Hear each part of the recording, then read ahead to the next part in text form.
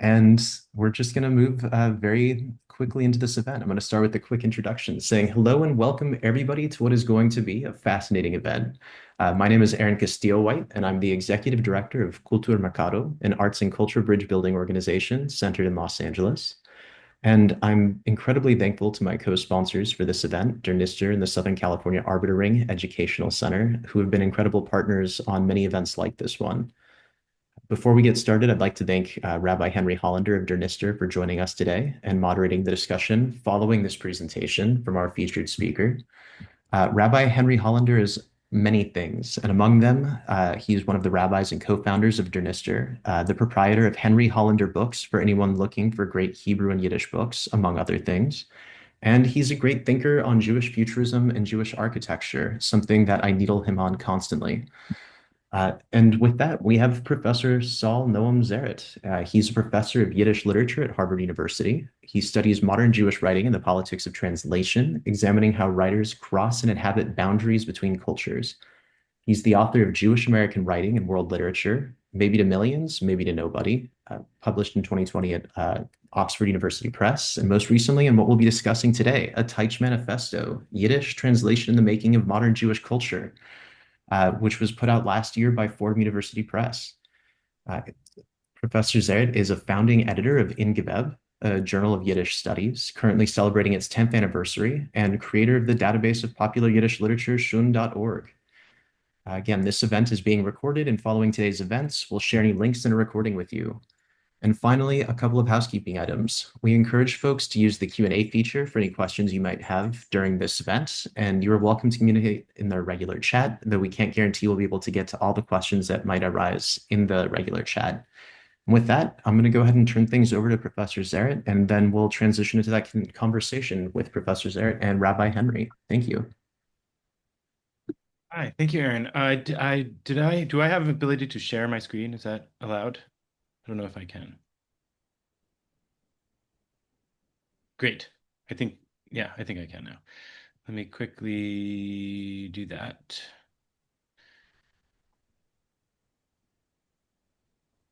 Everybody can see that okay? Great.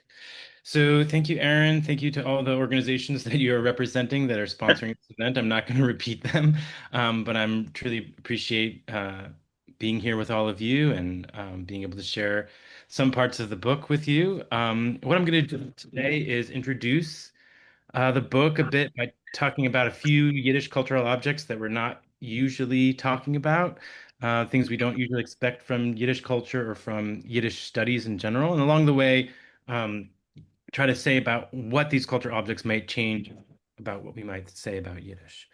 And so before I get to anything like a big manifesto, what I'm going to do to sort of lighten our mood a little bit in somewhat trying times is tell a Yiddish joke, a joke that has been in my family for many years. So it's going to require you to sort of do a little bit of like some time travel. So think of yourself back in the 1950s or thereabouts. Think of yourself in an immigrant a neighborhood like Chelsea in Boston, an immigrant neighborhood north of Boston.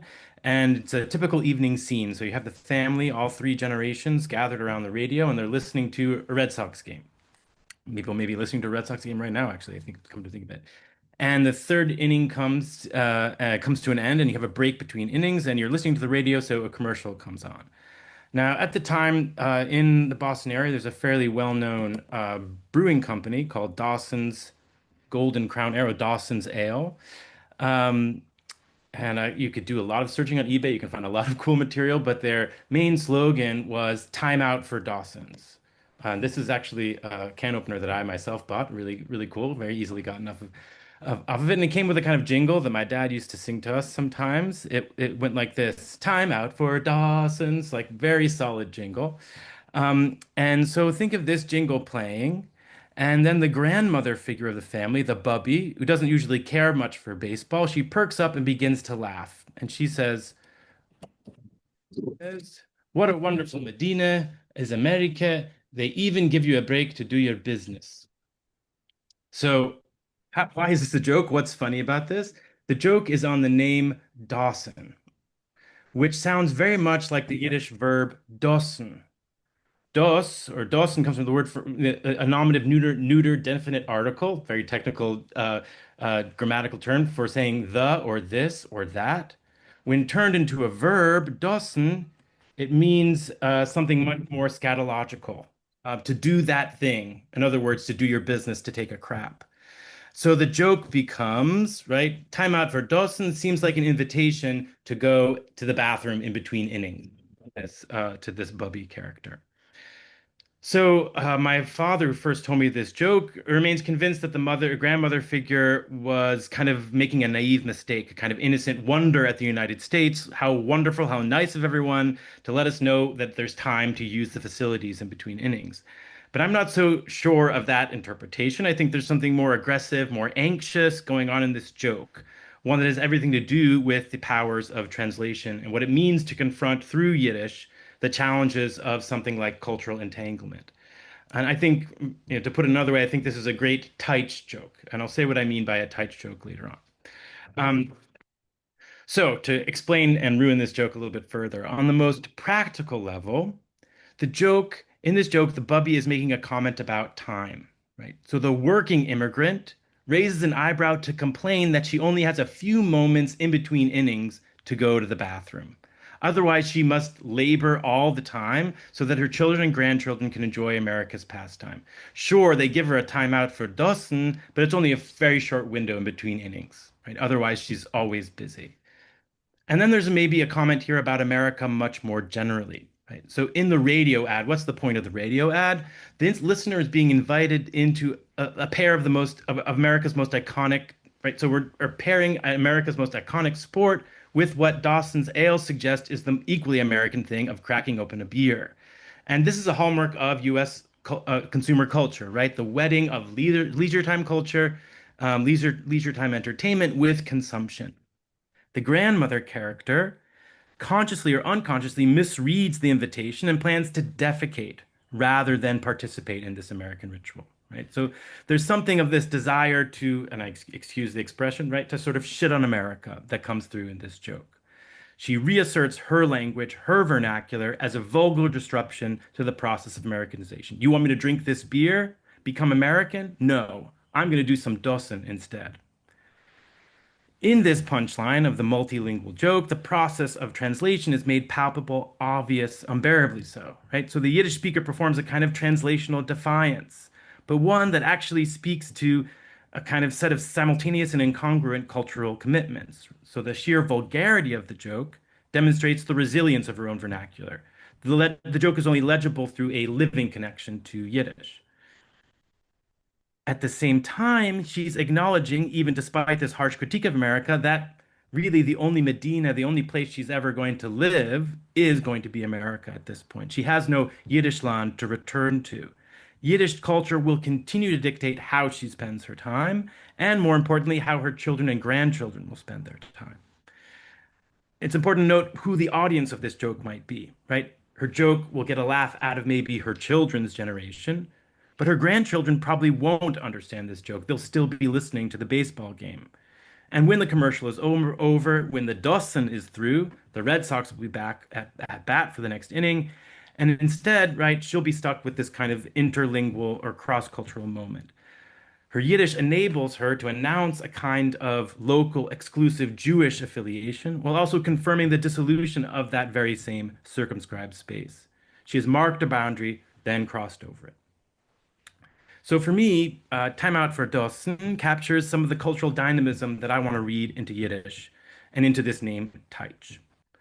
So now we'll move to this opening joke to try to talking a little bit about what I mean by Taytsh, why I think this is an important word, and how it helps us understand moments like. And in other words, what's wrong with the word Yiddish? Why can't my manifesto be a Yiddish manifesto, right? So for those in the audience that don't know, Yiddish is, of course, the thousand-year-old language, Ashkenazi Jewry, somewhere in German-speaking lands, and linguists are divided as to exactly where. Jewish communities started speaking a dialect or a number of dialects of German while inserting into their speech all the languages they had brought with them. This includes, Romance languages like Italian and French, and also some German archaisms that they brought with them. And then, of course, the most distinguishing feature of Yiddish, inserting into the Germanic language Hebrew and Aramaic, languages of very prominent in Jewish study, ritual, and daily life. So often it's referred to by scholars as a fusion language, much like English, right? A Germanic base that incorporates lots of different kinds of borrowings. And as these Germanic speaking Jews moved eastward, they then added further languages. So they're moving here towards Eastern Europe, they add more Slavic languages and language influences. And of course, the language then grew with all these migrations and global migrations thereafter. And so by the 1930s, it's estimated that there were 11 million Yiddish speakers, constituting the majority of Jewish population in the world. Now, the question then becomes, which is the question I'm sort of asking here, what to call this language? And over the course of this 1,000-year history, the language has actually had several names, which is not surprising given the fact that there was no sovereign body to determine what to call the language. Um, for much of its history, it was simply a language that a certain Jewish community or set of Jewish communities spoke. The name we usually use today, Yiddish, is of course a very modern name. Yiddish means Jewish and was only sort of settled on as a kind of official name for the language in the 20th century. Prior to that, in previous centuries, there were other names. Some examples include Loshen Ashkenaz, the language of Ashkenaz, which is actually kind of vague. Does that name the language, meaning a language of Germanic speaking Jews? Does it name a region? Does it name the language of a certain kind of Jews that follow Ashkenazi ritual traditions? So it's very confusing. And of course, they would then modify it by calling it Unser Sprach, our language, to distinguish it from possibly being someone else's language, right? We speak German, sure we do. We speak language, we speak German, but it's our version of this language. Um, so you can see already that we're dealing with a certain kind of uncertainty around Yiddish or around this language. Whose language is it? Who's actually speaking? Um, and the name Taytsh works in a similar way. It's perhaps over the history of the language, the most common name for the language, certainly one of the oldest. Taytsh initially just means German, parallel to the modern word Deutsch. So early speakers of the language simply named their language German, indicating that he spoke some kind of local language. Of course, then this could be modified in various ways, of course, by naming it as a Jewish Taytsh or Yiddish Taytsh. Or also, it then came from a kind of modification in which Taytsh could be a verb. To Taytsh meant to translate something. This came from a particular practice, a pedagogical practice of the word for word translation of the Pentateuch of the Bible, a technique used in early education for Jewish children. So the teacher would instruct students to render each Hebrew word of the Bible into Taytsh, into the Germanic register of Yiddish. Um, and this already reflects this early sort of translational foundation of Yiddish. Such a language was Ivritaytsh, the language that translated Hebrew into a local vernacular. And then, of course, on top of that, you've got something called Weibertaytsh, women's Taytsh, a language also meant to translate Hebrew, but to translate biblical and midrashic stories into Yiddish for a female audience. So where does, and there are other names down there at the bottom, jargon, which we could get into talking to in the Q&A. So the question is, where does all this translation and translationality lead exactly? Whose language is it? What does it mean to name a language of Jewish life, Taytsh? Who is Bubby talking to when she makes that Dossen joke exactly? So the reason I was drawn to Taytsh as the name of a language is because it contains within it a kind of cultural impossibility and names a language that has overt Jewish markers, a language that is definitely tied to specific Jewish communities. But at the same time, it announces in its very name that it is also tethered to overtly non-Jewish communities. It is a language that carries its speakers between cultural spheres while never actually leading them home. I think you can see already why I might be pulled to this name. Thinking in the cultural modes or conditions of Taytsh has a profound effect on how we might read modern Jewish cultural production. Even if someone speaks entirely in Yiddish to an entirely Jewish audience, what of the translational impulses embedded in the language remain? Whose language comes into being when one speaks Yiddish? Do the language's Jewish components, however we might designate them, and that's actually harder than you might think to determine, do they outweigh the language's non-Jewish components? How do you measure that competition, as it were? Moreover, what exactly constitutes language ownership? Does German own Yiddish, or does Yiddish steal something from German? What do the translational impulses contained in Yiddish in Taytsh tell us about how language works in the modern world more generally? So when Bubby says the word dossen, under what cultural authorities does that word come to have its multiple and conflicting meanings? Thinking in Taytsh allows us to understand just how complex that utterance is without naming the joke as exclusively owned by some Jewish discourse. And this is what really drives my book, to rethink some of the foundations of Yiddish studies and Jewish studies by moving away from naming this or that thing as Jewish and instead trying to account for the transcultural entanglement of modern Jewish culture. My book highlights that cultural porousness that inheres in something like Taich, and then deploys the term as a paradigm that can be applied to a host of modern Jewish cultural formations. Um, it's a model for identifying in Yiddish and beyond how cultures intertwine, how they become implicated in things like world systems or in empires, global empires, and how they might escape or even somehow move beyond those kinds of structures. And rather than circle around some definition of Jewishness or examine exchanges between discrete national entities, I aim to push scholarship towards the boundaries of Jewishness, where desire for legibility gives way to the realities of cultural entanglement. Now, what does this mean? How does it work in the book itself? What I do in the book is take a bunch of different Yiddish cultural objects and find that the engine of these texts and cultural objects is not that unified Jewish collective, but rather a space of translation, Teich.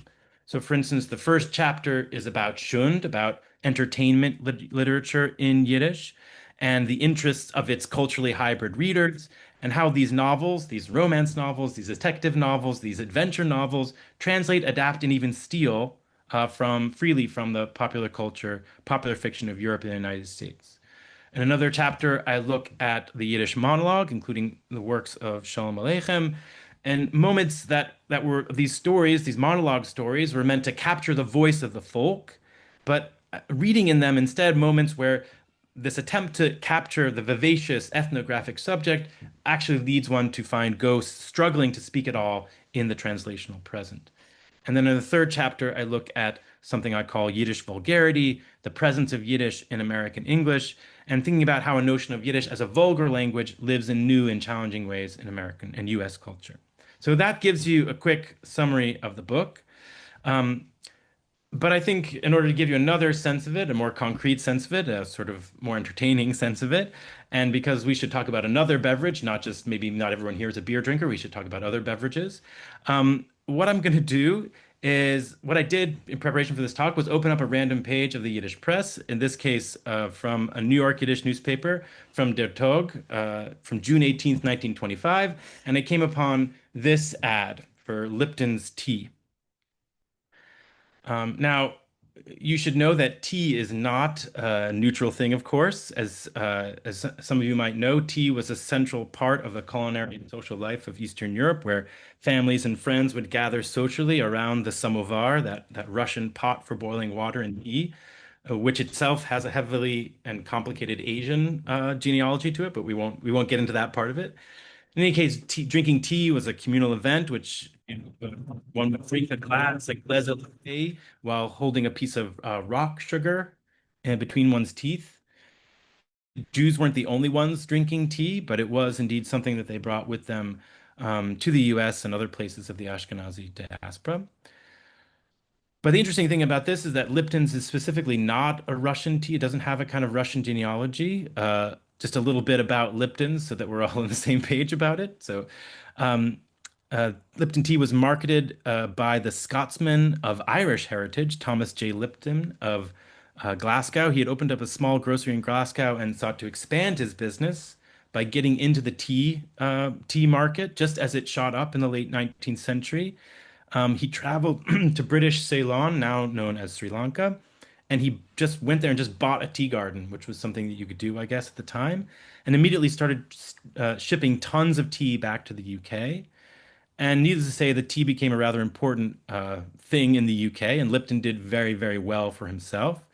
And this was the company's market strategy in the early 20th century to actually advertise the colonial project behind the tea.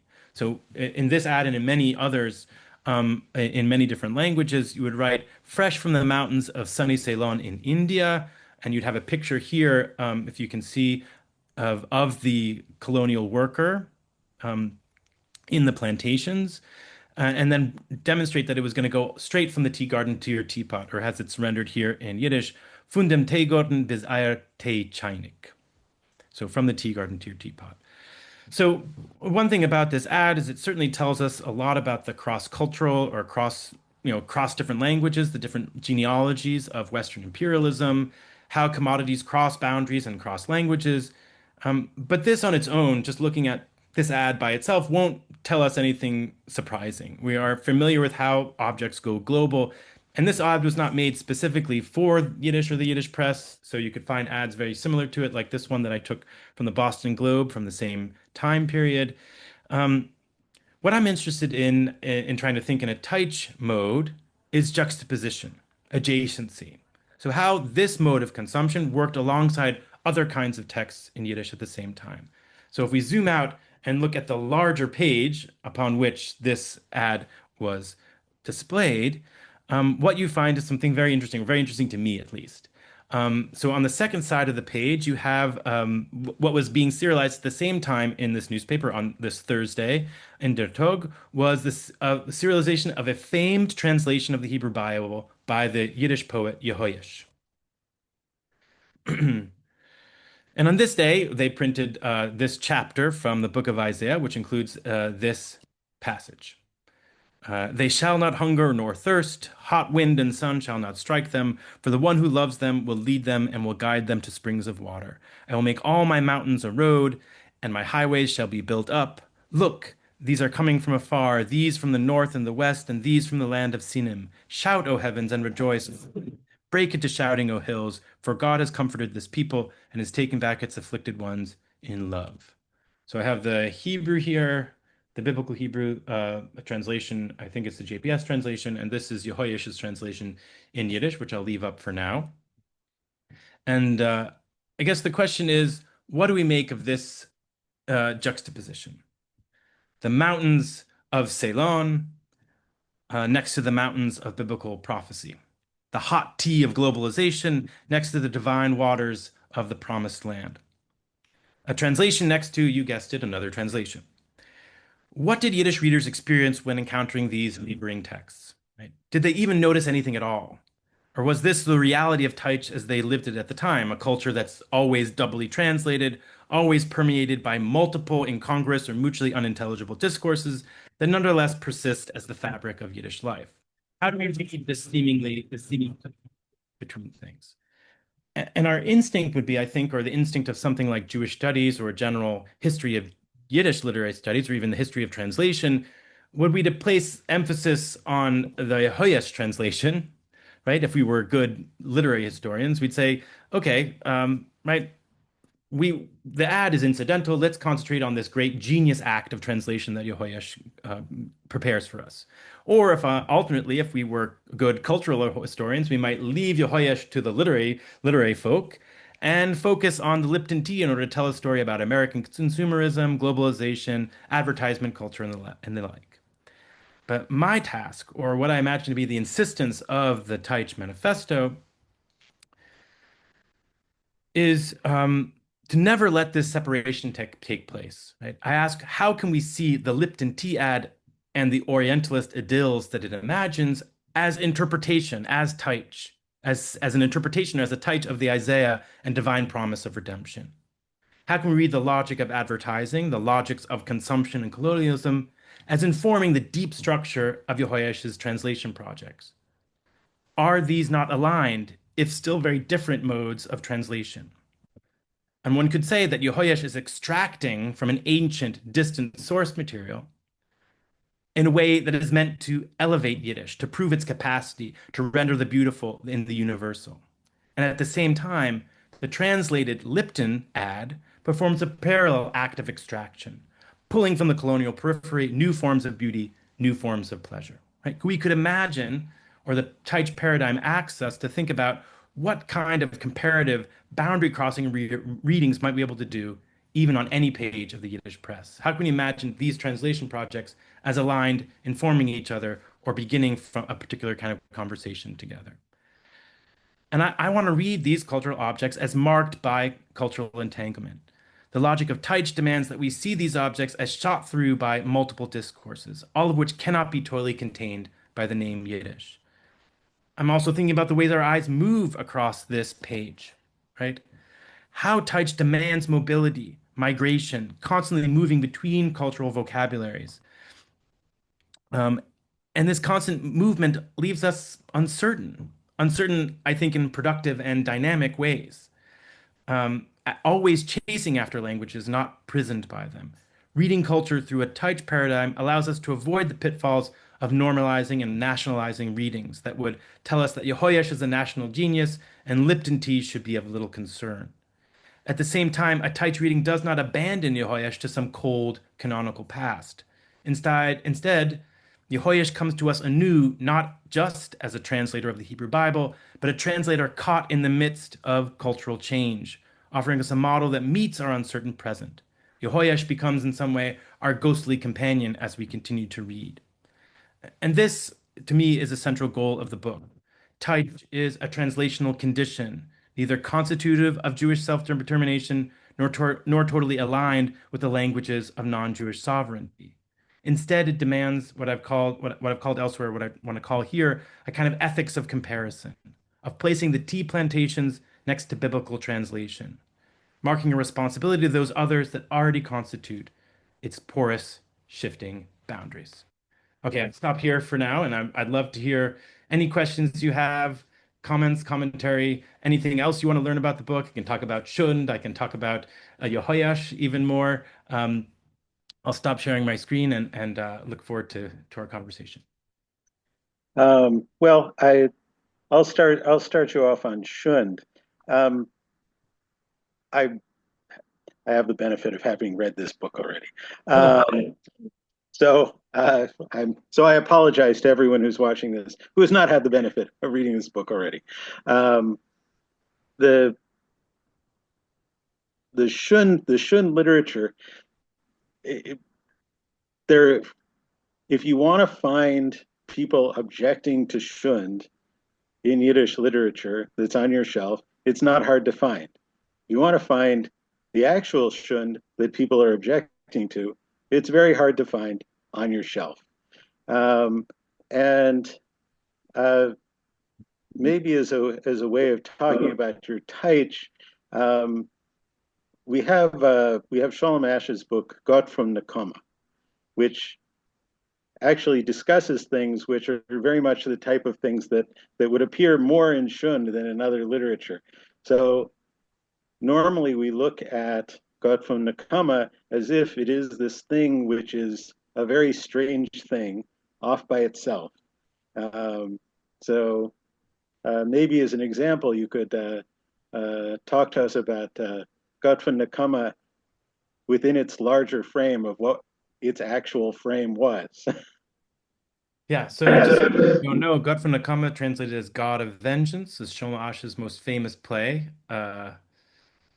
Put on in Yiddish and then in English in the 1920s, I believe, and featured most prominently these days I think it won lots of awards, the Broadway play Indecent, um, by Deborah. What is her? I'm blanking on her name, but the director. Anyway, someone will Google it and put it in the chat. Her name from also through Yale. Anyways, a great play that's won lots of awards. And it's a play that is about a brothel. There's a Torah scroll involved. There's a lesbian love affair in the middle. It is very steamy, but also Paula Vogel, that's the word. I knew there was a Vogel, but I got the wrong first name. Um, and it's super entertaining, but it also hits all the notes that we imagine that we associate with the highest forms of Yiddish literature. There's a tension between the past, the tradition, and the uncertain future. There's generational gaps. It's very much about trying to figure out what it might be to be a modern Jew, and it has a whole moral universe associated with it. that is the hallmark of Ash's, Shalom Ash's literary works. And so it has both this melodrama, high melodrama, and at the same time was considered a very serious and, in fact, even sort of avant-garde work in certain respects. Um, it's very neat three act. It's also very symbolist kind of play. It has very clear, even as it's a romantic play, it has very clear kind of structures to it and works very well. So that's Ash as a figure. Now, it wasn't thought to be like a big time moneymaker on the Lower East Side. It was a popular play, it was a good play, but your moneymaker plays from the same time period, you'll look at the ads for them because we don't necessarily have all the sort of scripts for these plays, but they were just much trashier. You didn't need a plot. You didn't need, maybe you'd have tension between generations, but it wasn't on the level of existential angst that comes up as part of Asha's play. Sometimes these plays are advertised for their special effects. This play has thousands of light bulbs in it and 40 dancers and 20 song numbers, right? In which, like, it's not about the fate of the Jewish people, which, of course, that's what concerns the Sholem Ash, but really just about entertaining you. So, on the one hand, one could imagine a deep gap between something we might call proper or serious literature and entertainment literature by this sense of like, what is the point or what's the goal? For the, impresario of the Lower East Side or the person who wants to sell newspapers or the person trying to sell um, pamphlets, they are interested in getting butts in the seat or getting people to spend money on their materials. So it has an economic goal to it also, and by implication, it's about giving pleasure, right? So that's what the reading experience is about. That's what the viewership experience is supposed to be about. And that's why it's thought of as shund, because it doesn't have these other purposes. So on the one hand, we might want to divide these two genres, the serious literature and shund literature. On the other hand, you can't divorce Ash from these things. And if we're thinking about literature or stuff that's written or serialized in the newspaper, the serious stuff is serialized right next to the cheap stuff. So you may have Sholem Asch serializing one of his famous novels about the city of Warsaw and the search for Jewish meaning will be serialized just a couple of pages away from the Schund novel, which is about um, a worker on the Lower East Side cheating on his wife with his long lost lover from, there's sort of all these sort of wild romance stories or a murder mystery that has almost nothing to do with Jewishness. And these two novels are right next to each other. They're also serialized in the same fashion formally, so that, an Ash chapter must end with a cliffhanger, just like the Shund novel has to end with a cliffhanger. So that in the end, the two sets of literatures tend to start sharing, certainly to start sharing aesthetic properties, if not other kinds of properties. So that, for me, one of the things that I enjoy doing as a kind of counter to these critics, so the critics were all of the contemporary Yiddish critics who hated Schund were very much interested in making a distinction between that which was proper literature and that which needed to be run off the pages or torn from the hands of these lowly readers. Whereas one of the things that I want to do, one of the things that the Taytsh sort of paradigm encourages me to do is to read across these things, right? These genres actually are entwined with one another. They're deeply informed by one another. Ash too was writing to make money, right? People think that Shalom Ash, who was very famous at the time, he thought he was going to get a Nobel Prize in the 1930s. He was jet setting all the time for the Joint Distribution Committee. He was a celebrity. He had a villa in Nice in France. He was like a big deal. But he made money from the Yiddish press. At the time in the 1930s, it was actually hard to make money off one's books. Though his books are translated into French, into German, and into English primarily, and some of them are even bestsellers, that's not where he made his money. He knew that every week he was submitting a chapter to the forwards and he was getting a solid salary. That's how he made his money. And so he couldn't help but be informed by the very structures of mass culture that he otherwise would disavow. And that's for all Yiddish writers, especially in the 20th century, those living in the United States and those living in Eastern Europe. Or you couldn't be a writer or a professional writer without also writing towards these mass ornaments or for them and as part of them. Um, and that meant writing in a cross-cultural format because the newspaper is not a Yiddish or Jewish space. The newspaper is a form developed and mixed in with all the other different kinds of mass market media perpetuated as part of Western capitalism. So that's the beginning of your answer of why something steamy or even high-minded oriented can participate in the same kind of mess of cultural forms and cultural production. We have two questions in the Q&A, but just I think following up on what you just said about Ash, I know that Rabbi Zach Golden, also at Dernister, has translated some of Ash's travelogue for the Forverts of his time in California, which is pretty interesting. Mhm. Um, Getting to the questions, neither of these are easy ones, so this is going to be fun. Uh, Some of it implicates some weird racial ideas and and Orientalism and sexualizing minorities. So it's a very very odd piece of travel writing. Oh, Uh, Ash, yeah. No, yeah. Ash definitely had an interest of a strange racial imaginary. We can get to talking about that later, but let's hear these questions. So the first one is that we'll go with is going to be a little bit easier than the second, and that is coming from Iris Malka Morel. She is a PhD student studying Yiddish at UC Irvine, and she said, "Thank you for the talk. I was very curious about Yehoash, and the word Taitch comes from Deutsch, no? Mhm. To that end, do you think Taichen as a concept of translation refers specifically to German and or Hebrew, or does it refer to biblical translation specifically? And from there, is all translation understood as a metaphor of biblical translation? Or is the context of translation in which Yiddish exists fundamentally different in a European and North American context? Yeah, so the word evolves. Originally, I would say it's mostly used in that sense as a verb, taichen, in the pedagogical practice of, teich this verse. You say to the child, "Was ist der Teich?" Now, the complexity comes immediately about what that means. So, in the pedagogical practice, in the cheder, the child is learning Hebrew, but not actually. It all happens by rote, and what teich comes to mean is not just translation, but also explanation. Because as you're doing, for those who know, there's a kind of sing song to it. So Breishis in Onheb. So there's sort of a singing and back and forth between the teacher, the lehrer, and the students. Um, and immediately you're not actually learning anything about grammar or even necessarily learning what the Hebrew words mean, but you're actually learning what are the interpretive modes I'm supposed to know about this verse, often infused with midrashic elements. So that already taich there doesn't just mean translation, like word for word translation, though that's seemingly what one is doing, but already explanation. So another Yiddish word that's very important for those who are trying to build their Yiddish vocabulary is the word steich. Steich, the phrase "steich," which means like, what are you talking about? What does it mean? What's going on?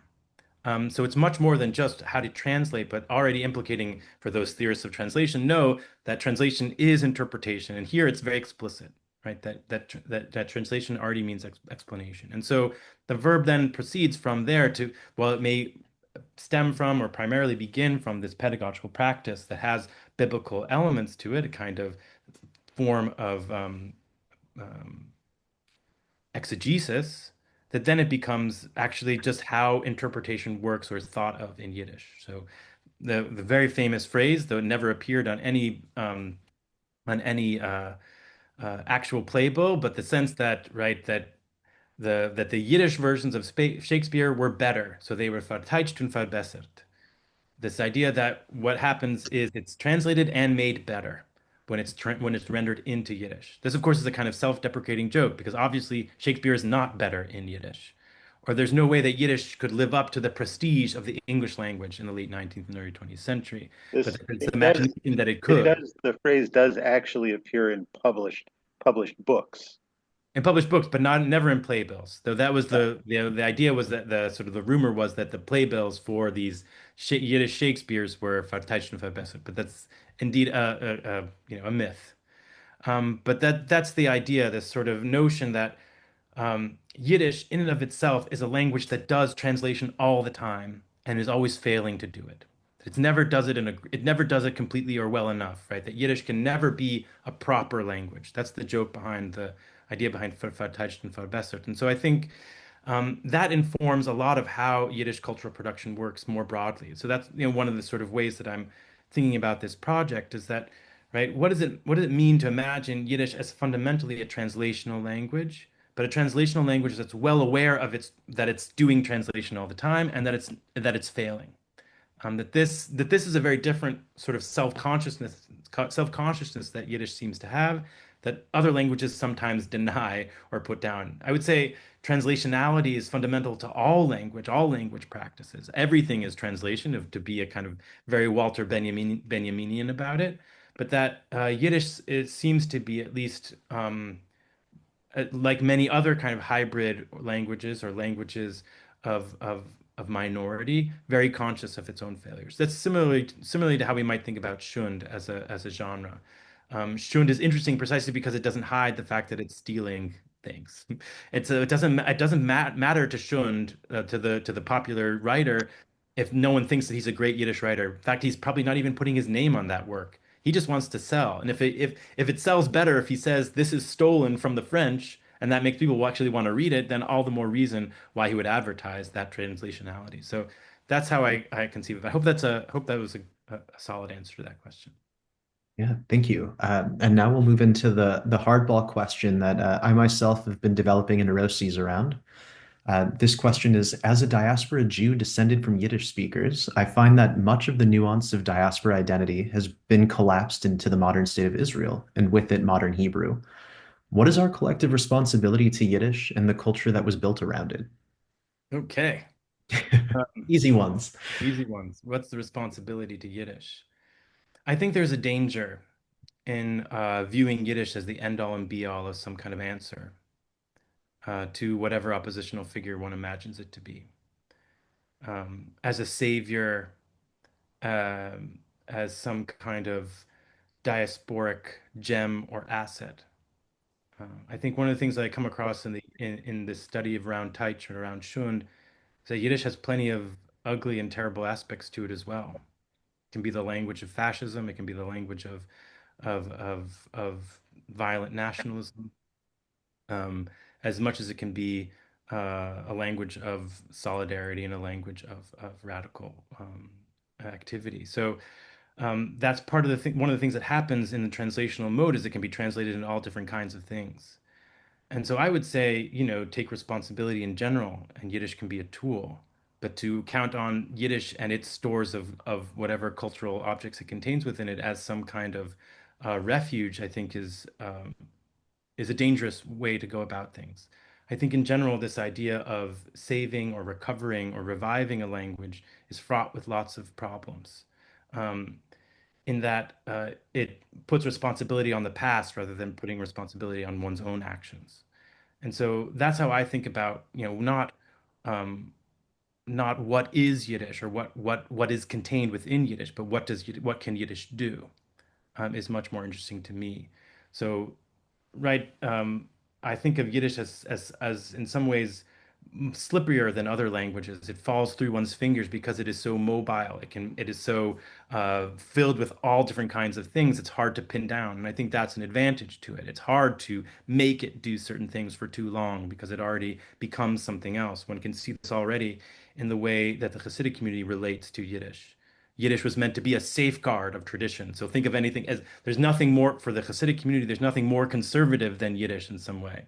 Though we imagine Yiddish to be radical, for the Hasidic community, it is the container, a kind of, they refer to it as almost a kind of armor. And then see, of course, what happens to that armor over time as Hasidic communities grow and as they encounter modernity in new and in different ways. Yiddish itself becomes a different kind of vehicle. It shifts, it changes, it takes on much more Israeli Hebrew in some instances, it takes on much more English in other instances.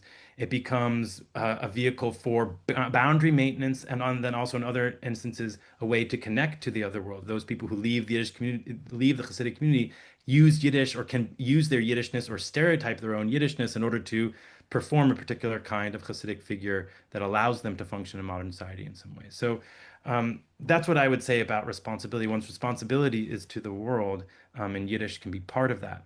But to say that one has responsibility to Yiddish leads one, I think, down a kind of conservatory mode that may be valuable. I don't want to discount the important conservational work that already happens within and alongside the Yiddish community, whether that be at YIVO, the Yiddish Book Center, or others. That those kinds of efforts are really important, but I don't know if that's going to save us as much. Really depends on what we do with that material rather than the material itself saving us.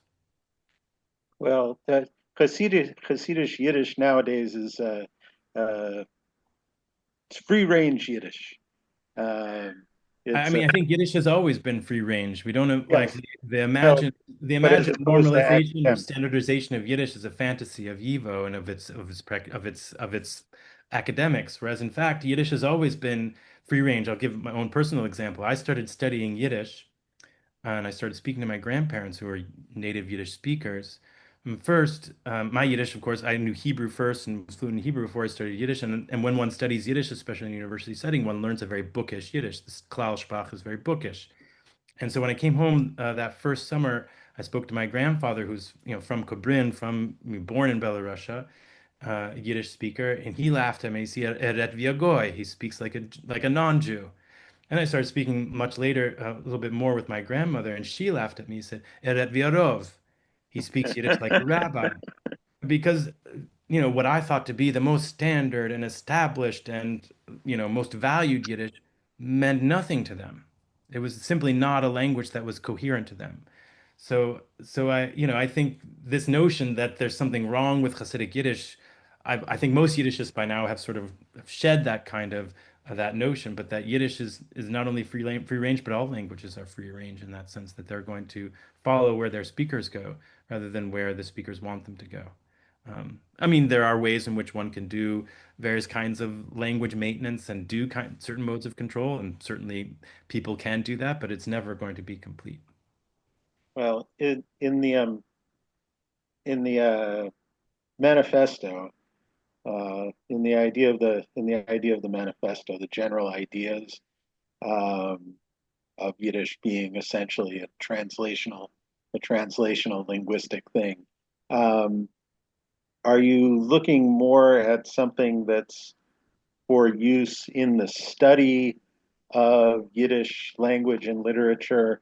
Are you looking at something towards an understanding of Yiddish that helps in the production of new Yiddish culture? What is sort of what do you want to have happen with this? I mean, it's an academic book, so I can't deny that.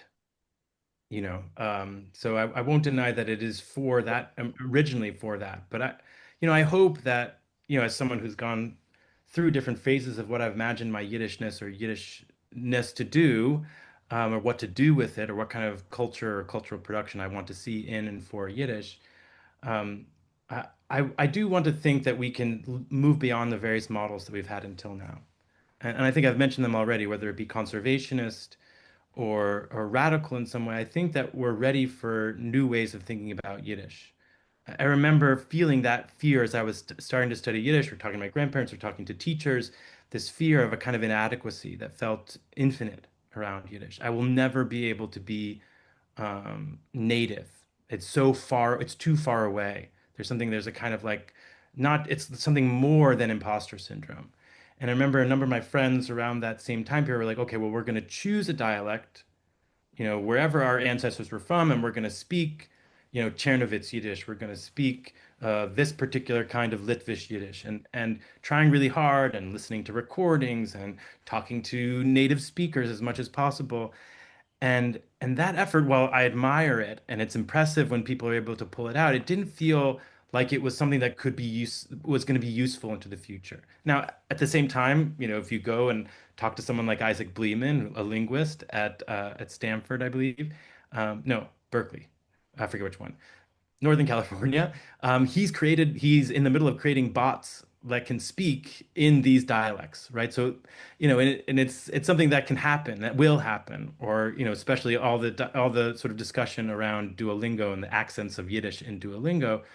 This may be what's happening, but at the same time, I want to be able to think of like what is Yiddish? What can we allow Yiddish to become, rather than like prisoning it within various forms that we already know, right? If we already think we know what Yiddish is, then what are we even doing if we already know what it is? Like what kind of creativity is possible in a sphere in which everything is just is already overdetermined? Right? Then your hands are tied. You can't do anything other than try to mimic in a kind of um, like marionette kind of way that which is already impossible to reproduce. But if we loosen the reins a little bit and try to think about, well, actually Yiddish has always been free range, to use your terms, then what are we allowed to do? What can we allow ourselves to do? Or what might be the futures that we haven't yet imagined that might come of it, rather than the kind of melancholy mode of failure. Not that there is something to this melancholy mode of failure, um, but yeah, that's how I would describe it. I mean, I experienced a tremendous feeling of failure. Um, I When I was still in San Francisco, we had daily minion, and in order to maintain the daily minion, they paid a bunch of old Russian guys a very small amount of money each month, um, maybe $50 or something, and they would show up every day, and they would sit together for a while before minion. So I would try to speak to them in Yiddish, but they were all from different parts of Yiddish land, and they all had different accents. There was no reproduction from one to the other, and so every utterance that I made was going to be corrected, and every corrected utterance was going to be corrected ad infinitum. Like there was no actual way. If there had been two guys from Hmm. the same place, then I could have been right sometimes. Right. Um, but it was kind of impossible. Um, could you sort of fill out for us um, in the like what you brought up in the book are a number of areas where um, Yiddish studies haven't really focused at all, and they kind of open up the field of what's seen as worthwhile to study. Hmm. Could you sort of fill in the that range of things for us? Yeah, I think for me, I was thinking about my own training as a Yiddishist and what wasn't told me and I didn't miss because I didn't know that it was there. So like the best-selling Yiddish writer of all time, maybe a little bit, maybe the second best Yiddish writer, selling writer of all time, is a guy named Shomer. It was the most popular Yiddish writer of the 19th century that I only heard about in my studies as someone that Shalom Aleichem hated. Otherwise, we never read a single thing of him, though he was the best-selling Yiddish writer of the 19th century. And I think that we've been deprived that not out of not of any negligence, but because of a certain kind of acceptance in some way of previous critical conditions around things. And I think that if we allow ourselves to read different things, like read Shomer or read these ads or read the Yiddish newspaper in a way that we haven't previously, then a very different image of Yiddish culture emerges. Not a set of intellectuals that are modernists in orientation and fade or disappear by the 1940s, but something that's a little bit louder, a little bit messier. And I appreciated that as a process of sort of unlearning certain kinds of narratives that are remain powerful, that are there, that it's like I think Yiddish modernism is amazing. I just think that there's so much else that's going on. Now, this is a process that's gone on in many other kinds of fields, whether it be, um, you know, uh, Black studies or studies of popular culture, where, the objects of study can be anything. And that I think Yiddish studies, while we imagine ourselves to be progressive in one way or another, and academically or scholarly speaking, have not allowed ourselves, because of this sense of needing to preserve or be containers of certain kinds of literary and cultural traditions, allowed ourselves to just sort of let loose on many of these. That's not to say that no one has studied these things. Some people have studied a number of these things, but never in a way that felt that it was like if you were entering Yiddish culture or Yiddish studies, this, why isn't this the first thing you look at? Why are we still stuck on this? And that, I mean, it's understandable where it would come from, whether it be a post-Holocaust ideology or just to sort of this is what my teachers taught me, and we need to reproduce a lot of that knowledge. And there's reason to reproduce that knowledge, but that I think there are different stories that Yiddish can tell beyond the ones that we're used to hearing. could you talk about a little bit about how uh, reading Yiddish newspapers fills in a bigger picture of women's involvement in Yiddish writing? Yeah. So this I'll sort of quote from my colleague Ayelet Brin, her recent book, A Revolution in Type, which is really great, an analysis of American Yiddish newspapers, in particular around the role of women. Um, so thinking of the idea of Yiddish as a women's language or a feminized language in some way, we need to take that very seriously so that the newspaper too was imagined as first, one of the ways one could imagine the newspaper was that it was for women. Women consume newspapers as much, if not more, than men in the Lower East Side in America, and then also in Eastern Europe. That there were parts of the newspaper, and enormous parts of the newspaper, that were designated just for women, whether that be women's sections or even the novel as such. The novel, as we know in the 19th century, in general, not just in Yiddish but in other languages, is a genre for designated for women. It's women's reading, the novel. And so too in Yiddish. And the newspaper itself, with all of its different ways of thinking about women and employing women, though not as much as it employed men, allowed it to be a place where one can find more women's voices, or certainly more material meant for women. And so it allows us to think about Yiddish literature, the history of Yiddish literature, a little bit detached from or out of the clutches of male critics that wanted to determine particular histories, particular genealogies, particular family trees around Yiddish that exclude women. So reading Schund or reading newspaper literature allows one to sort of expand that mode a little bit more, and certainly allow for different voices that we haven't as much allowed in Yiddish. So this isn't to say that the newspaper is a place where one finds lots of women writers. One finds a number of them, but uh, it's still a masculinized space, but it does allow for a little bit more flexibility than otherwise. Aaron, you were going to mention some more questions from the audience Yeah, here. it was actually this actually segs, I think, nicely into a great question. First off, again, thank you for the talk. One of the comments here is that at the start of the program, you were talking about different names for the Yiddish language. One of the questions here is that often when this questioner comes across older native speakers of Yiddish, they say they speak Mamaloshin, in particular, rather than referring to the language as Yiddish. And the question is, does your book discuss this term and or the female or feminine subject that is evoked through Yiddish? I mean, I know you just kind of addressed that a little bit.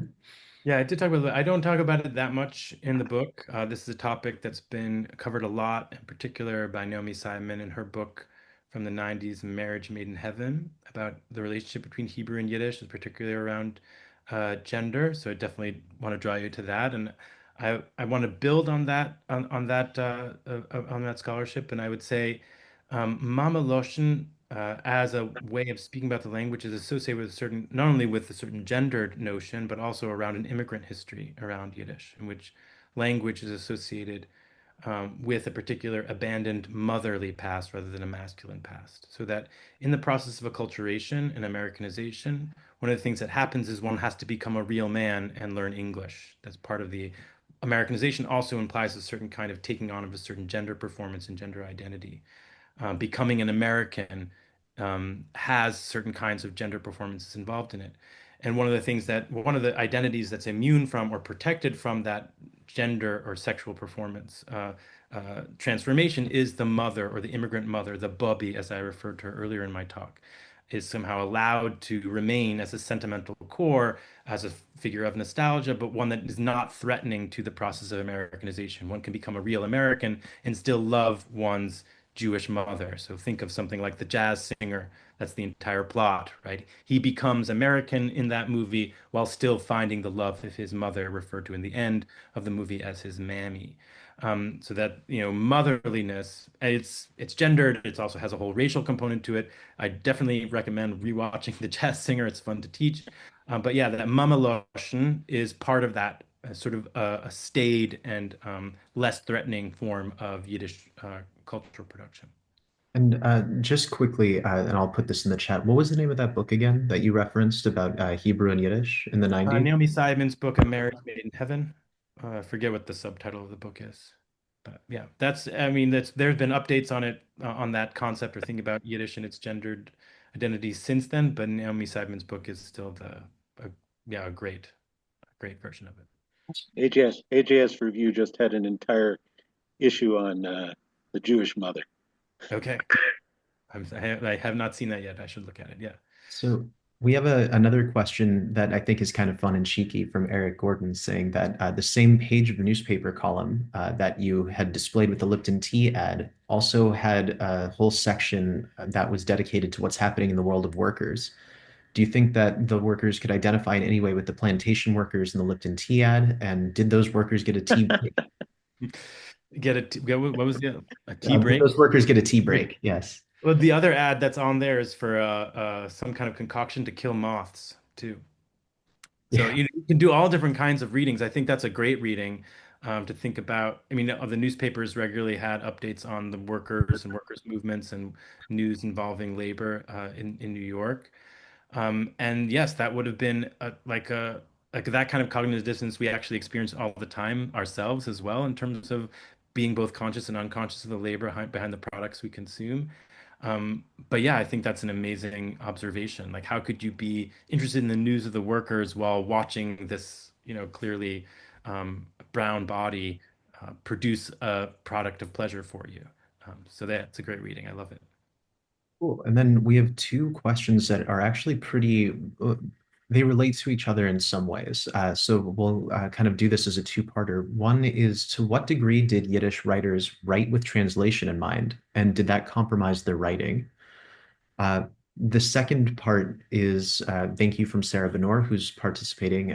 Sarah works at HUC and is also the executive director of the Jewish Language Project, doing some really incredible work. And she asks, can you talk about the wordplay in the works you've analyzed? So again, it's did writers write with translation in mind, and did that compromise the writing? And can you talk about the wordplay in the works you've analyzed?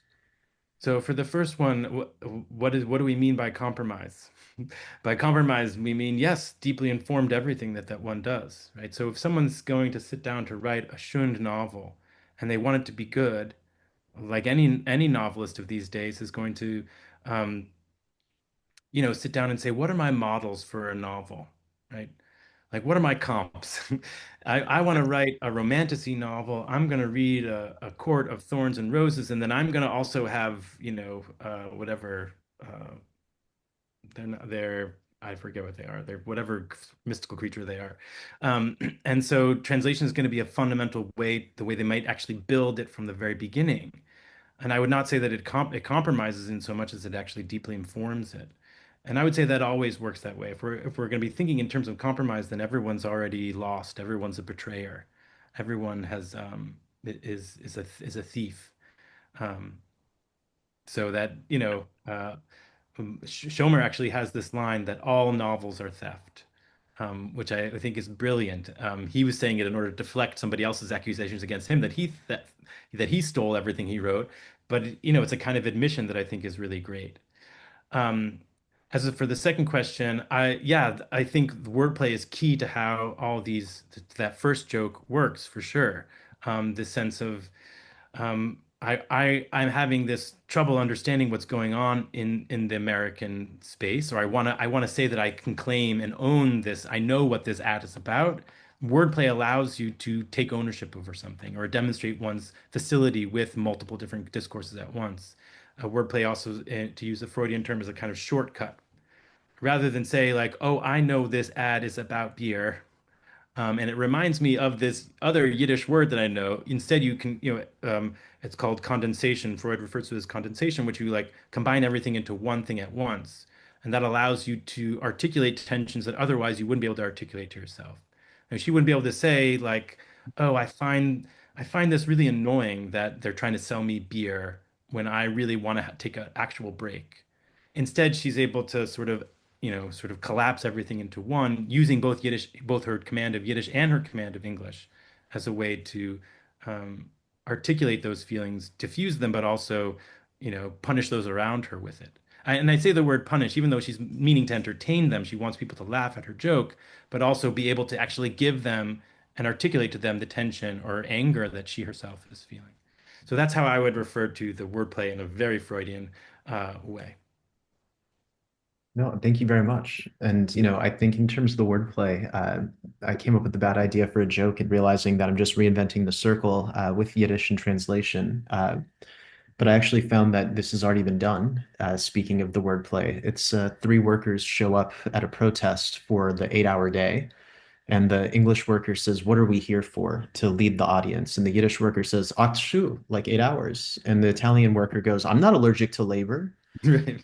So I mean, it's like, you have a lot of those kinds of like jokes in the older Yiddish press as well. And I think that the way that those work in that interplay is really lovely. And I think that that's one of the things that is interesting in those two kind of final questions we have is in that wordplay, do you think, and maybe I'm missing, I think, part of Sarah's question, but uh, just briefly, do you think that a lot of that kind of writing was being written towards American audiences, or do you think that the press that was being put out was reflective of whatever communities the Yiddish speakers were embedded in the Shund? It's hard to know, what whether someone wants out or whether someone wants in. I think it's part of the paradox of the Yiddish press. The Yiddish press is an agent, especially in the United States, of Americanization. Eastern Europe, it's a little bit different, but they're definitely they're figures of modernization. So the Forverts in particular, they wanted their readers to learn English, but in so doing, in encouraging Americanization or modernization, eventually that person isn't going to need the Yiddish press anymore. They're going to know Polish enough to be able to be a Polish person, a Polish citizen, or they're going to know English enough to read the English newspapers. So there's something self-defeating about many of these things, even if they're oriented towards translation or oriented toward Jewishness or trying to move back or bring one into the space of Yiddish. The newspaper becomes a kind of intimate, what's called an intimate public, a space where one can find one's own. Just as that same ornament, that same space is saying, actually, you need to leave. I'm trying to teach you to leave.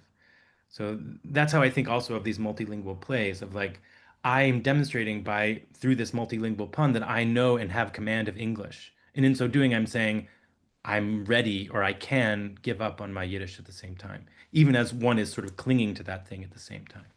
So that to me is the fascinating part about the whole structure. To build an institution that one actually means to bring down, I think is a powerful way to build institutions if we're thinking in almost anarchist terms, right? What would it mean to instead of try to establish Yiddish as this firm thing that can never be destroyed, to instead approach one's cultural production with a kind of self-abandonment, that I am doing this even as it's going to be something that falls through my fingers. That is, that's a wonderful and a lovely way to end. Thank you so much. And again, thank you everyone for joining us today. I know that there's one question I think we didn't quite get to, and I'll see if I I'm can. happy to send it to me. I can email whoever it is if they're looking for an answer. It's a great question on your thoughts on Duolingo Yiddish, and Oh, Duolingo is that great. My kid loves Duolingo. They're learning Romanian on Duolingo and German on Duolingo. So I'm all pro Duolingo, but as a tool towards other kinds of language learning, not as in and of itself. That's what I would recommend. There's so many great Yiddish programs online and in person in so many different places across the world. So I encourage you to seek those out. well, again, thank you so much for your time today, everyone. It was really wonderful to have Professor Zaritt on and to have Rabbi Henry Hollander with us as well. If you are interested in these events, we're going to put out a list of links at the very end with more events that we have coming up between our three organizations that we're partnering and co-sponsoring today. We'll also be including that really awesome discount code from Fordham University Press for anybody who's trying to pick up a copy of this book, and they should. And with that, we are I taking. agree. Yes. Buy this book. Thank you so much for your participation and all the questions. They were really great. I really appreciate it. Awesome. Thanks all. Thanks so much, Aaron. Thanks so much, Henry. Take care. Bye.